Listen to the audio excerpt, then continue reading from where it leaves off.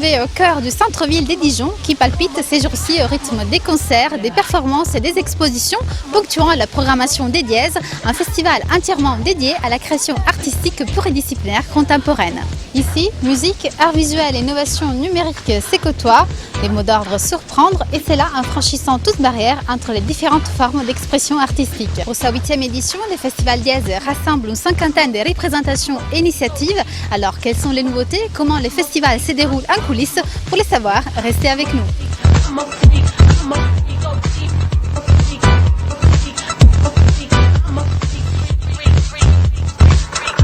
La première halte de la journée au cœur du Festival Dièse, c'est en compagnie de Cécile Ferrard, artiste plasticienne, vidéaste pour l'occasion. Mais justement, quel est le lien entre une danse spontanée, libre et les mouvements arrêtés qui donnent les titres à la vidéo proposée? On va lui poser la question. La danse libre et spontanée, ça a été travaillé au cours de l'activité qui a évolué depuis le mois d'octobre de l'année dernière. Et c'est parce qu'ils ont su être libres et spontanés lors de cette activité que la pièce a pris naissance au fur et à mesure des mois qui ont passé. Ils, c'est les danseurs amateurs de l'espace socio-culturel à Codège avec qui vous avez réalisé cette vidéo. Bonjour à tous, ravi de vous retrouver pour faire un point ensemble sur l'actualité culturelle locale, histoire de profiter au mieux de son temps libre au cours des jours qui viennent. Lieu de rencontre entre l'homme, la terre, l'espace et les temps, les paysages qui nous entourent sont au cœur du travail de l'artiste Éric François qui cherche à saisir et à exprimer la beauté des relations entre ces entités changeantes et parfois éphémères.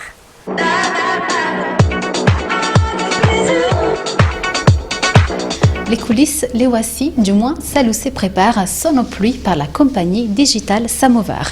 Les férus de musique vont sans doute reconnaître les locaux de la vapeur, même si côté cuisine, c'est peut-être moins évident.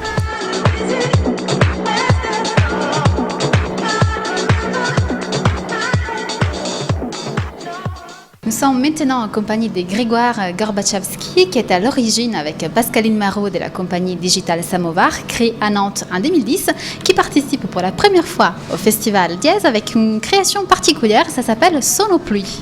Oui, alors donc Sonopluie, c'est une création contextualisée. Le principe du spectacle, c'est qu'on vient s'installer dans une ville pendant une résidence de 3 semaines. On s'approprie la ville, on rencontre des gens. Et j'ajuste le rythme de mes pas au souffle d'une silhouette d'un autre temps.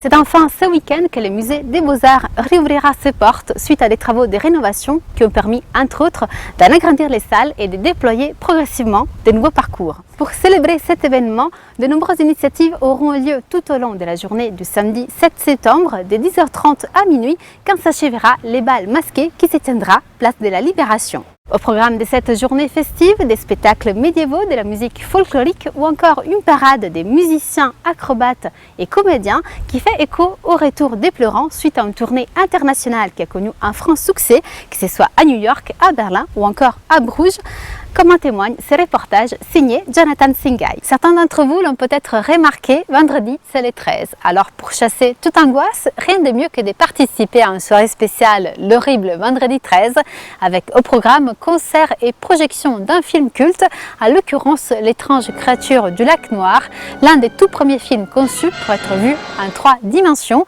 C'était 1954, le tout au cinéma des Vosges. C'est tout pour l'actualité culturelle de la semaine. Comme de coutume, nous nous retrouvons lundi prochain. D'ici là, sortez et profitez.